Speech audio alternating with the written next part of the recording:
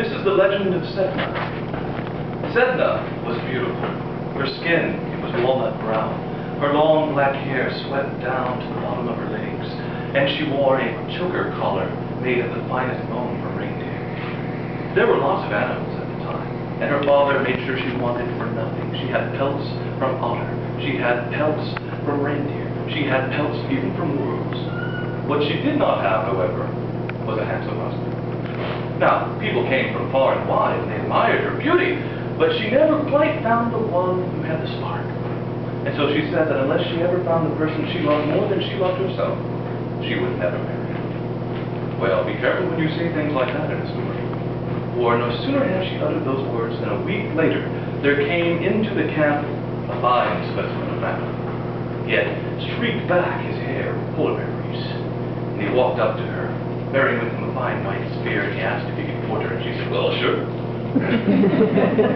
And as courtships go, it was a rather speedy one. He paid the dowry price, and he took her off in his kayak to what he said was going to be his people, a fine land far across the water. But as he began to paddle farther and farther away from her homeland, he began to change slightly. His shoulders began to bunch up. His nose began to elongate. The back, where the spine was, began to ripple. Feathers emerged, and finally he let go of the kayak paddles and stretched up his arms, and he had turned into a ghost loon. And he flew ahead of the kayak, which continued to be drawn by the current, until finally she did reach his home. But it was not as he had said. It was not finer than what she had left behind. No, it was a little island of rock there in the middle of the cold, chill water. And she stepped out onto the rock, and she knew she had been deceived. Oh, her husband loved her, sure enough. He brought her lots of fine food to eat. At least, what a loon thinks is fine food. But you can only eat so much raw fish before boredom sets in.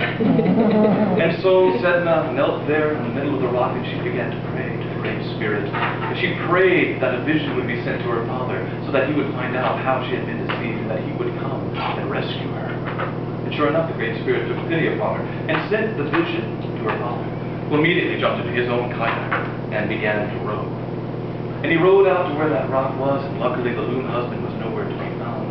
And he put Sedna into the kayak, and he began to row back. But no sooner had that happened than all of the birds, who also made that rock island their home, took off and found the husband and told him. And he came back and took on man shape and jumped into his kayak and began to paddle after her. And he began to cry, "Sedna! Sedna!" But she would not listen. She burrowed down into the furs at the bottom of the kayak, and he still called, "Sedna! Sedna!" But she wouldn't listen. So finally he stopped paddling. And he stretched up his arms until they became the wings of the great white moon. And he took off into the sky, and he cried that cry that has now become the sound of the great ghost loon. Swah! Swah! Which once upon a time, of course, was Sedna. And he came down and he began to swoop over the kayak, but the father beat him off with the paddles until finally, in desperation, he pulled back his beak and he plunged it into his breast, and then he fell into the water. And where he fell, the water spirits began to turn and turn until a great whirlpool had emerged, and it began to drag the kayak back, back, back, and down, down. Now the father knew what the sea spirits wanted. They wanted revenge. They wanted Sedna. And so he took her out, and he kissed her, and he threw her into the water. And down she sank, but she was a strong swimmer, and she swam back as far as she could go, and she grabbed onto the edge of the kayak, but he took his spear, and he plunged it into her left hand, and she fell back into the water. And the blood pooled out into the water and congealed, and from that water, with the blood in it, there came seals for the first time. And she swam back, and she grabbed on with her right hand, and he plunged his spear into it. And she fell back again, and into that water. Once again, the blood congealed, and from it came walruses. And she swam back again, and she grabbed on, and she was about to pull herself back into the kayak when he plunged the spear into her heart. And as she fell into the water, the last of her blood pumped out into it. And from that final geyser of red, there came waves. And she sank to the bottom of the chilly waters. Her father made it home. He went into the igloo, and he huddled close around the small smoldering fire that he had made inside the pit. And that night, he hear the sound of the great ghost loon from outside over the water, going, "Squawk!